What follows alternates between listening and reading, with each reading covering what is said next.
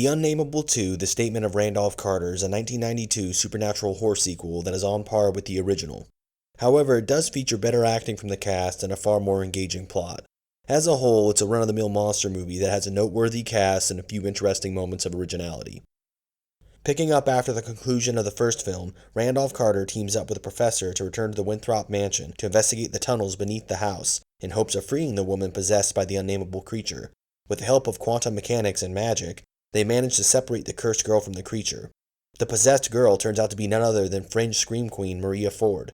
After the professor is killed, Randolph Carter takes Maria Ford back to Miskatonic University for further studies and experiments.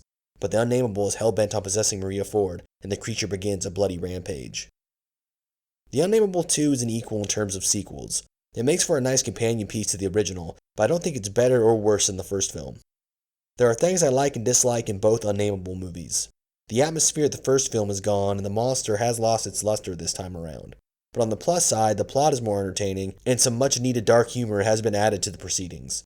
The acting is much better in this sequel, and it is nice to see Randolph Carter get more screen time and a story arc.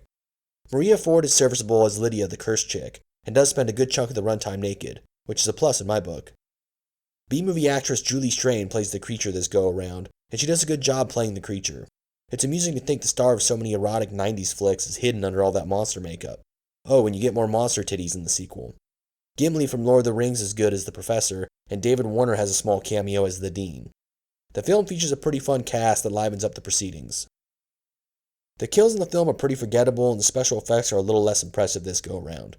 There's too many off-screen deaths for my taste. A forgettable generic musical score doesn't help things, and I found the film's ghost subplot to be rather silly and unnecessary. The film's ending and how they defeat the creature is original, but it's also stupid. The second half of the film is basically just one extended chase sequence as the creature hunts down Lydia, and we get a bunch of Lovecraftian discussions between the characters. But of course, this is a movie that's more fun than scary, or intelligent. I did enjoy the love story that developed between Randolph and Lydia, and I found the ending to be somewhat poignant. Overall, though, The Unnameable 2 is a decent sequel and an average monster movie, which manages to take an interesting idea and do very little with it. It's an engaging enough monster romp to keep you entertained if you like the original.